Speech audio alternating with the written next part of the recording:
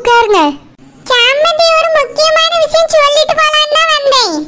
நம்ம பேர பிள்ளைக்கு அடுத்த வாரம் மொட்டை அடிக்கலான்னு இருக்கோம். எங்க குலதெய்வ கோயில்ல வச்சு. அப்படியே சம்மந்தி? ஆமா சம்மந்தி. கல்யாணம் முடிஞ்சதுல இருந்து இது வரைக்கும் பிள்ளைகளை குலதெய்வ கோயிலுக்கும் நாங்க கூட்டிட்டு போவே இல்ல. அதான் மொட்டைய அங்க வச்சு போட்டுறலான்னு முடிவு பண்ணியிருக்கோம். என்னைக்கு சம்மந்தி? அடுத்த வாரம் புதன்கிழமை சம்மந்தி. சரி சம்மந்தி. வியானே வீட்டு முன்னாடி வந்து நிக்கும்.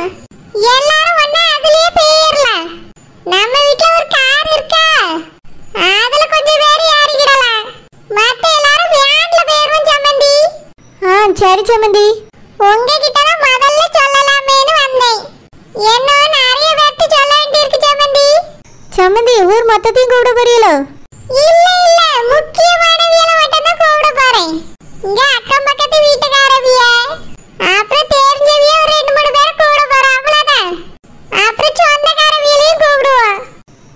சரி சம்மந்தி. எல்லாம் ஒண்ணா வியானிலே போயிரலாம் சம்மந்தி. காலையிலே வியான் வந்துரும், வந்து ஏறிருங்க. சரி சம்மந்தி, வாரேன். அப்புறம் சரோஜாக்கு அண்ணன் தம்பின்னு யாரும் இல்லையோ? உங்களுக்கே தெரியுமே சம்மந்தி, அப்படி யாருமே இல்ல. நான் 1 விட்ட சொந்தம் 2 விட்ட சொந்தம் அந்த மாதிரி யாராவது இருக்காவளான்னு கேட்டேன். தாய் மாமி மடியில வச்சுதானே மொட்டை அடிக்கணும், அதுக்குதான் சம்மந்தி. யாராவது இருக்காவளா? இல்ல சம்மந்தி, எங்களுக்கு அப்படி யாரும் இல்ல. சரி சம்மந்தி, இருக்கட்டும். நான் வாரேன், மத்த வீட்ல எல்லாம் போய் சொல்ல வேண்டியிருக்கு. சரி சம்மந்தி. என்ன திடீர்னு மொட்டை அடிக்க போறேன்னு வந்து சொல்லியாவ? நம்ம ஏதாவது செய்யணுமே. மற்றவிய மாதிரி மொய்யோ இல்லை ட்ரெஸ்ஸோ எடுத்துகிட்டு போய் கொடுத்தா அது அவ்வளோவா நல்லா இருக்காது. சரோஜாக்கு அண்ணன் தம்பினும் யாரும் இல்லை. அவிய வேற தாய் மாமன் மடியில் தான் வச்சு மொட்டை அடிக்கணும்னு சொல்லிட்டு போகிறாவ. தாய் மாமன் தான் இல்லை, ஆனால் தாய் வீட்டிலேருந்து ஏதாவது செய்யணும்ல. என்ன செய்கிறது, எப்படி செய்வேன்? நம்ம வேலை செய்கிற இடத்துல தான் கொஞ்சம் பணம் கேட்டு பார்க்கணும். அதை வச்சு தான் பிள்ளைக்கு ஏதாவது செய்யணும். நம்ம செய்யலைன்னா அவளுக்கு வேற யாரு செய்வா? எதுவும் செய்யலைன்னா இதையே மாமியார் சொல்லி சொல்லி காட்டுவாவ. மொட்டை அடித்தவங்க வீட்டிலேருந்து ஒன்றுமே செய்யலைன்னு. அவைய வாய் அடைக்கிறதுக்காவது ஏதாவது ஒன்று செய்யணும். வாங்க சம்மந்தி, உள்ள வாங்க, உட்காருங்க சம்மந்தி. காப்பி போட்டு எடுத்துட்டு வரேன்.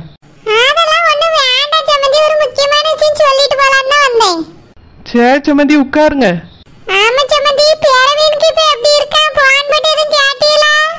டிஸ்சார்ஜ் பண்ணி வீட்டுக்கு கூட்டிட்டு போயாச்சுன்னு சொன்னாவ.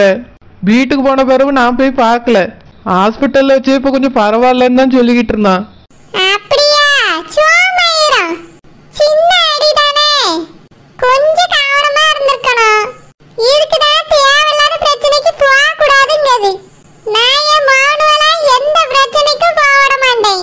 சம்மந்தி, எங்க அண்ணனும் மைனியும் எந்த பிரச்சனைக்கும் போவாதன்னு தான் சொல்லுவாவ. ஆனா இது சினிமா தியேட்டருக்கு போயிருந்த இடத்துல இப்படி நடந்திருக்கு. அவிய என்ன செய்வாவ?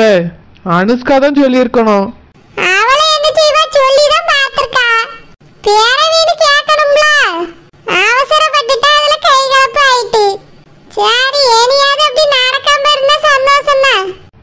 ஆமா சம்மந்தி, நானும் அதான் சொல்லிட்டு வந்திருக்கேன்.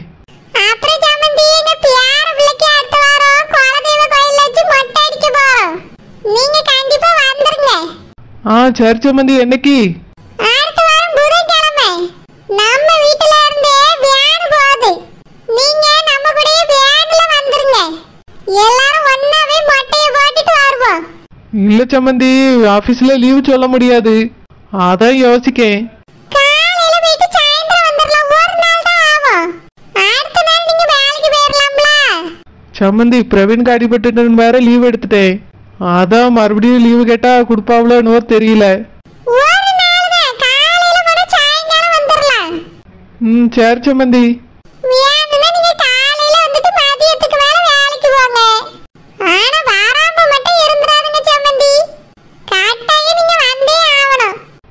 சரி சம்மந்தி, வாரேன். இருங்க, காப்பி குடிச்சிட்டு போலாம். சொல்ல வேண்டியிருக்கு. போய் சொல்லிட்டு அப்புறம் பான் போட்டு சொல்ல வேண்டியவங்களுக்கு சொல்லிட்டு வரேன். சரி சம்மந்தி. குழந்தை எப்படி இருக்கா? அவளுக்கு என்ன நல்லா இருக்கா? நாங்க அவளை நல்லா தான் பாத்துக்கிடியோம். இங்க வரது இல்லையோ? இல்ல சம்மந்தி, நான் வேலைக்கு போயிட்டு சாயந்தரம் தானே வாரேன். அதான் பார்க்க வர முடியல, அவளும் இந்த பக்கம் வரதில்ல. அதான் உங்ககிட்ட கேட்டேன். உங்க மகளுக்கு வீட்டுக்குள்ளே இருக்க பிடிக்கலங்க. உங்க கூடயாவது கொஞ்ச நேரம் வந்து இருந்துட்டு வர வேண்டியதானே? இங்க நோடி வரதுக்கெல்லாம் பிடிக்கலையா? வெளிய எங்கேயாவது போய் சுத்த போணுமா? என் மகன்கிட்ட சொல்லியிருக்கா. என் மகன் தான் என்கிட்ட சொன்னான். சரி, இந்த நேரத்துலலாம் டூருக்கெல்லாம் அனுப்ப முடியாது, குலதெய்வ கோயிலுக்கு வேணா போயிட்டு வரலாம், அப்படியே மொட்டை போட்டுட்டு வந்துடலாம் நான் தான் சொன்னேன்.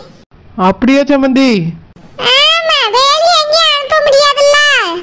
இதுனா நம்ம எல்லாரும் ஒண்ணா போயிட்டு ஒண்ணா வந்துடலாம். அவளை கார்ல தான் கூட்டிட்டு வர சொல்லணும். நம்ம எல்லாரும் வேன்ல போவோம். சரி சம்மந்தி. கண்டிப்பா வந்துருங்க, நான் வாரேன் சம்மந்தி. சரி சம்மந்தி வாங்க. என் மக கேட்டதுக்காக தான் இந்த மொட்டை அடிக்கிற ஃபங்க்ஷனே ஏற்பாடு பண்ணியிருக்கேன்னு சொல்லிட்டு போறாவ. என் பிள்ளைய சம்மந்தி நல்லா தான் பார்த்துக்கிடியாவ. நான் தான் கொஞ்சம் பயந்துட்டே இருந்துட்டேன். பரவாயில்ல சம்மந்தி, நல்லா தான் பார்த்துக்கிடியாவ. என் பிள்ளைய நல்லபடியா பிள்ளைய பற்றி எடுக்கணும். இதே மாதிரி என் பேர பிள்ளைக்கு மொட்டை அடிக்கிற ஃபங்க்ஷன் நல்லபடியா நடக்கணும். வாங்க உணர்மா வாங்க. ராசாப்பு அடுத்த புதன்கிழமை என் பேரனுக்கு குலதெய்வ கோயில்ல வச்சு மொட்டை அடிக்கும். அதை சொல்லிட்டு போலாமேன்னு வந்தேன். நீ குடும்பத்தோட வந்துரு ராசாப்பு. சரி உணர்மா. இப்ப என் மேல உங்களுக்கு எந்த வருத்தமும் இல்லையே? வருத்தம் கொஞ்சம் இருந்துச்சு. என்கிட்ட ஒரு வார்த்தை கூட சொல்லாம வாங்கி கொடுத்துட்டியேன்னு. அதான் அன்னைக்கு கொஞ்சம் கோவமா பேசிட்டேன். உனக்கு ஒண்ணு அதை நினைச்சு வருத்தம் இல்லையே? இல்ல உணர்மா, வீட்டை காலி பண்ணுறேன்னு சொன்னோடனே கொஞ்சம் மனசுக்கு வருத்தமா இருந்துச்சு. காலி பண்ணிட்டு எங்க போறதுன்னு நினைச்சிட்டு கொஞ்சம் மனசு கஷ்டப்பட்டுட்டே இருந்தேன். வேற நீங்க ஒன்னும் சொல்லவும் இல்லையா? அதனால நீங்க ஏதோ கோவத்துல சொல்லியிருக்கீங்க, அதுக்கப்புறம் ஒன்னும் சொல்லலையேன்னு நினைச்சிட்டு அந்த ஆளை விட்டுட்டேன். ஆமா ராசாப்பு, என் புருஷன் தான் வந்து சத்தம் போட்டாவே. எதுக்கு அப்படி பேசினா? நம்ம மார்மவளுக்கு தானே வாங்கி கொடுத்துருக்காவேன்னு. அதனால அதை அப்படியே விட்டுட்டேன். அந்த கோமாரி இப்ப வீட்டுக்கு வந்துட்டால, அதனால எனக்கு பாரஸ் எல்லாம் அப்படியே மறந்தே போச்சு.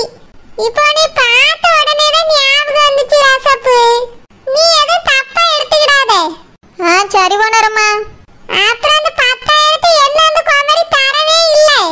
அதனால அவளை மறந்துட்டா, நானும் கேட்காமலே விட்டுட்டேன். உணரம்மா, நான் வேணா சரோஜாட்ட கேட்டு பார்க்கட்டுமா? வேண்டாம் வேண்டாம், இருக்கட்டும். எதுக்கு? யார் ரூபாய் அவளுக்கு தானே வாங்கி கொடுத்துருக்கா, இருந்துட்டு போட்டோம்.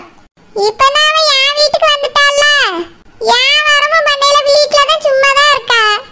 கொஞ்சம் காசு கையில இருந்தா வச்சுட்டு போட்டோம். சரி உணரம்மா. வேணும்னா சொல்லுங்க, நான் தானே உங்ககிட்ட ரூபாய் வாங்கினேன், அவட்ட கேட்டு வாங்கி தரேன். வேண்டாம் வேண்டாம், என் புருஷனுக்கு சத்தம் போட்டு தருவது அதை பத்தி கேட்கவே வேண்டாம், நான் விட்டுட்டேன். அதனால அந்த 10,000 என் மருமகளுக்கு கொடுத்ததா நான் நினைச்சுக்கிறேன், உனக்கு கொடுத்ததா நான் நினைக்கல. நீ ஏதோ மனசுல நினைச்சுக்கிடாத ராசாப்பு.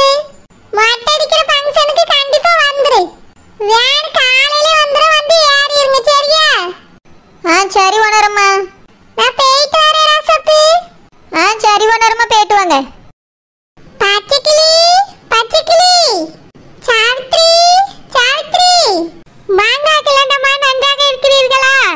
உட்காருங்கள். பருத்தி பாலில் சூடாக டீ போட்டு எடுத்து வருகிறேன். அதெல்லாம் இருக்கட்டும் பச்சைக்கிளி. அப்படியெல்லாம் சொல்லக்கூடாது, ஏதாவது ஒன்று குடித்து விட்டு தான் சொல்ல வேண்டும். டீ வேண்டாம் என்றால் ஜூஸ் குடிக்கிறீர்களா? வேண்டாம் பச்சைக்கிளி, இருக்கட்டும். நானே டக்கு புக்குன்னு 4 வீட்டில் சொல்லிட்டு போலாமேன்னு வாடி வந்தேன். என்ன விஷயம் மகிழாண்டம்மா? என் பியானுக்கு வர புதன்கிழமை மொட்டை அடிக்கலான்னு இருக்கோம். எங்க குலதெய்வ கோயில்ல. அதுக்கு தான் கூட வந்து பச்சைக்கிளி. எல்லாரும் வந்துருங்க சரியா? சரி மகிழாண்டம்மா, வந்து விடுகிறோம். ஆமா, உன் மாமியார் எங்க? மாமியார் கொஞ்சம் வெளியே சென்று இருக்கிறார். அப்படியே வெளியே போயிருக்காளோ?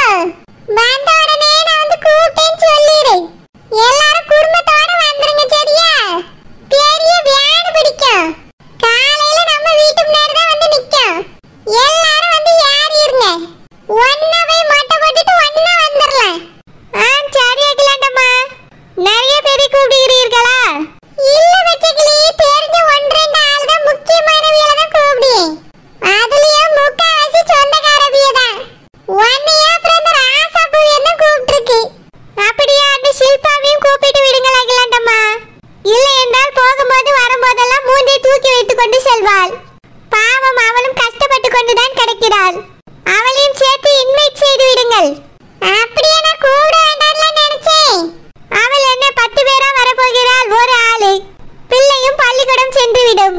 கூப்பிடுங்கள் அகிலாண்டம்மா, ஜாலியாக பேசிக்கொண்டே வருவாள். சரி பச்சைக்கிளி, அவட்டி ஒரு வார்த்தை சொல்லிரு.